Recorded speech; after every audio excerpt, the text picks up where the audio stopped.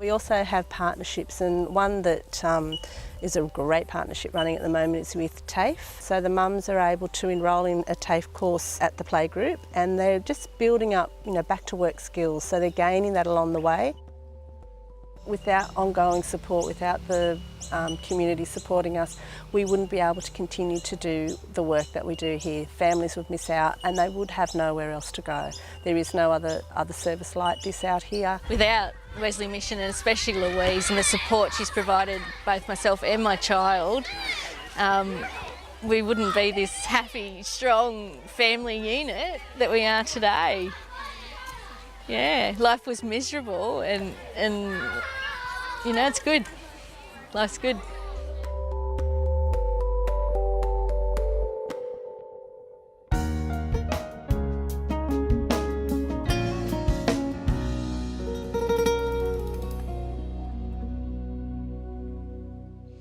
Now, in the Old Testament, first book of the Old Testament, Genesis, it's an amazing book, really, but it covers some of the most important events that give shape to a people in our Bible. And chapter 5 covers a very, very long period of time.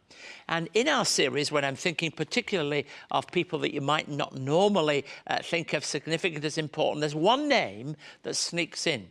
And it could be considered the brightest spark of a long list of people's lives and families. Now, as a minister, I've down the years conducted hundreds of funerals. And I often, when I've told of somebody's death, I think about a person's life and I write down words that help me to define that person and see if I can find some appropriate sentences that sum up their life.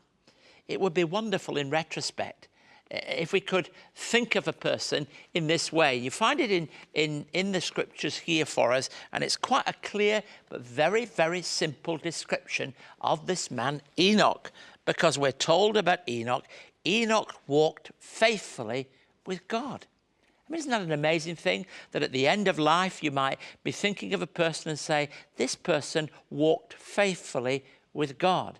I'm always wary about people who talk about walking with God as though it's some kind of confident thing. The great thing about here is it describes the whole and totality of a long life that speaks powerfully in terms of discipleship. You see, his relationship with God was the defining feature of his life. I mean, what defines your life? What defines my life? One of the great things that came out of that interview is how important it is for children to feel some sense of confidence about themselves through encouragement, through a language of love, and helping them to feel that they can make choices of whether they look at the world through a half full glass or a half empty glass. What is the defining feature of this man's life? That he walked with God. He lived in close relationship with God. Was it beauty, calm peace and spirituality that led to this description? Well, it might well be. That might well be one of the reasons why they said of this man Enoch that he walked with God, because there was something about the way he lived. There was something about the way he talked. There was something about the way he related to people that said, this man must live in the presence of God. This man must somehow know what it is to not only walk his own life, but walk his life in relationship to God himself. And I think that that's really a very, very powerful descriptor of a person's life. But he also lived a long life. Now, there's some very, very long lives, actually, in chapter 5. Our understanding of years may well be very different, but when you talk about somebody living as long as this person, there's the hint is that when he became a father, that he began to walk with God. Now, that's quite clear that there is that kind of hint that's given in the description here that you find in chapter 5. When Enoch had lived 65 years, he became a father. Then we're told that he walked with God. I mean, that's another family comment, isn't it? Because we just talked about the importance of children and of grandchildren and how they can make us think more deeply about our own lives. I mean, I can say that family life changes you, because you become aware of the importance of those around you and those people for whom you have a great responsibility. And so here's a man who walked with God despite all the challenges of family life. I mean, we talked earlier about the fact that it's changed today. It's so busy.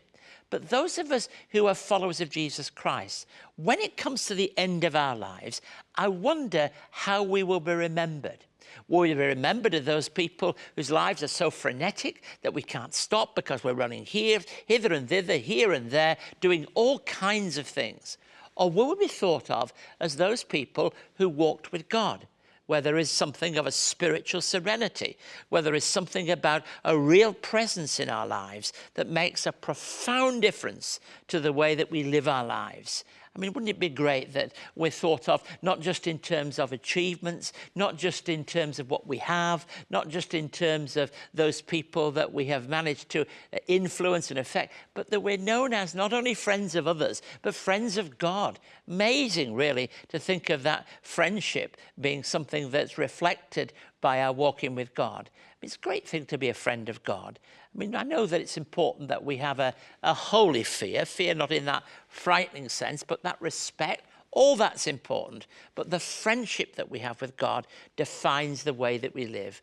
And you and I are called into that kind of living relationship. So when life comes to an end, let's pray and hope that our lives reflect our friendship with God. May He inspire you this week and draw you closer so that you might really know what it is to walk with God and be a real friend of God. If you would like to know more about today's topic or for more on Keith's message, contact Keith by writing to Wesley Mission, Post Office Box A5555, Sydney South 1235, or email impacttv@wesleymission.org.au.